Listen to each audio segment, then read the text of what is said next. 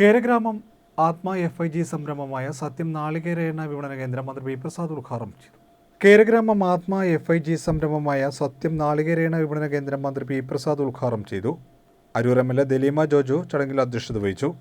പാണാവള്ളി കൃഷി assistant director GV Reji സ്വാഗതം പറഞ്ഞു. പിന്നോക്ക വികസന corporation chairman advocate K Prasad മുഖ്യപ്രഭാഷണം നടത്തി.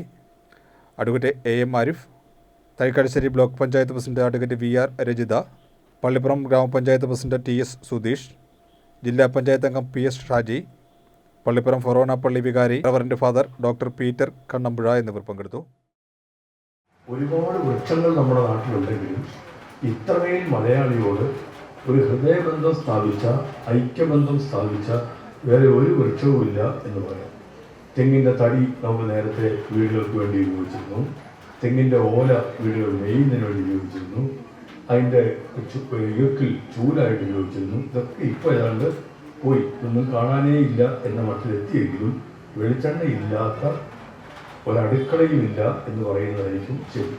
തേങ്ങയില്ലാത്ത കറികൾ ഉണ്ടാവാം, പക്ഷേ എങ്കിലും ഒരു വീട്ടിൽ ഒരു ദിവസമെങ്കിലും തേങ്ങ ഉപയോഗിക്കാത്ത വീടുകളില്ല എന്ന തരത്തിലിരിക്കുകയാണ്. അപ്പോൾ പല കാര്യങ്ങളിലും നമ്മൾ ഇതിനെ മാറ്റിവെച്ചു എങ്കിലും നമുക്ക് പക്ഷേ ഭക്ഷണത്തിൻ്റെ കാര്യത്തിൽ ഇപ്പോഴും നമുക്ക് വെളിച്ചെണ്ണയും തേങ്ങയും ഉണ്ടെങ്കിൽ മാത്രമേ അതിൻ്റെ ഒരു പൂർണ്ണതയിലേക്ക് എത്തുകയുള്ളൂ. ഈ പൂർണ്ണതയിലേക്ക് എത്തുമ്പോഴും അത്രയും ഒരു പ്രാധാന്യം നമ്മൾ തെങ്ങിന് കൊടുക്കുന്നില്ല എന്നുള്ളതാണ് ഒരു പ്രശ്നം.